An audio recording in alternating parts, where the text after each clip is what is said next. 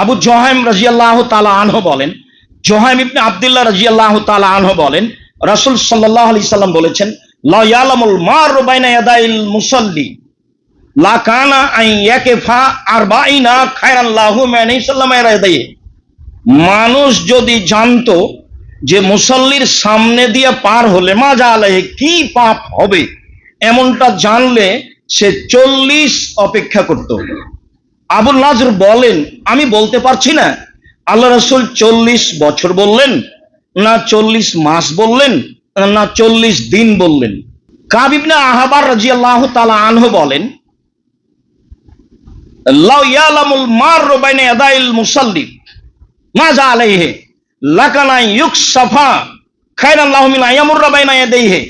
মানুষ যদি জানতো যে সালাত আদায়কারীর সামনে দিয়ে পার হয়ে গেলে কি হবে, তাহলে মাটিতে ধসে গেলেও সামনে দিয়ে পার হতো না। তাহলে সামনে দিয়ে চলে যাওয়া অপরাধ। হজ করতে গেলে বোঝা যায় যে সামনে দিয়ে যাওয়া কোনো অপরাধ নয়, সবাই তো যাচ্ছে। অনেক সময় মানুষ সিজদায় আছে, তার উপর দিয়ে চলে যাওয়া অপরাধ। তো দুই একদিন যখন দেখলো যে সবাই যাচ্ছে, তখন এও মনে করছে যাওয়া যায়। কিছুটা বেকায়দা থাকে, সেটা ভিন্ন কথা। কিন্তু হারাম হোক, মসজিদে নববী হোক, পৃথিবীর যে কোনো জায়গায় হোক না কেন, সামনে দিয়ে পার হয়ে যাওয়া, একদিক থেকে আর এক দিকে চলে যাওয়া নেহায়াত অন্যায়, বড় অপরাধ। 40 বছর প্রয়োজনে অপেক্ষা করতে হবে। 40 বছর কি আর অপেক্ষা করা লাগে? কথাটি শক্তভাবে বলা হয়েছে। মাটির নিচে ধসে গেলেও, মাটিতে ধসে গেলেও যাবে, কিন্তু মুসল্লির সামনে দিয়ে যাবে না।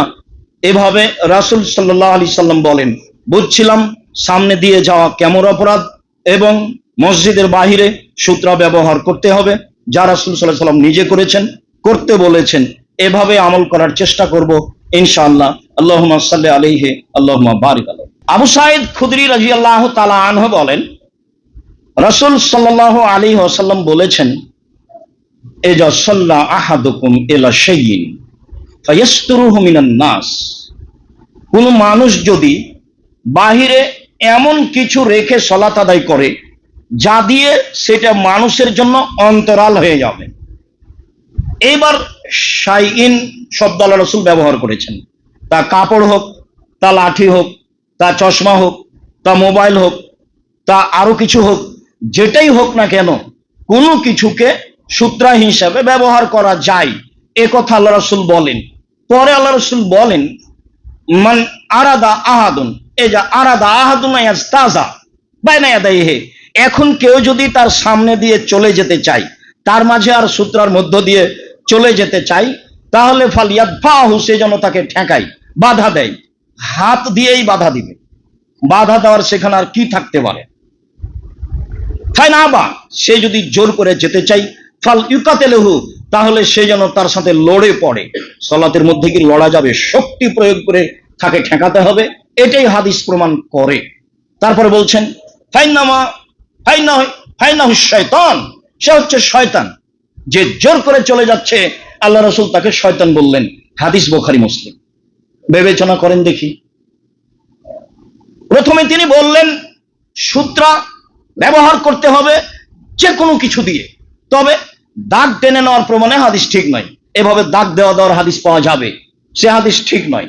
কোনো কিছু রাখতে হবে, কোনো কিছু রাখতে হবে সূত্রা হিসাবে জরুরি।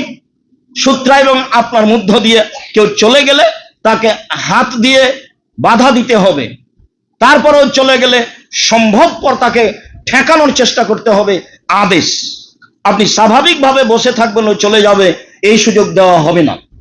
আপনি চক্ষু বন্ধ করে সালাত আদায় করবেন, এটাও নয়, চক্ষু খোলা থাকবে।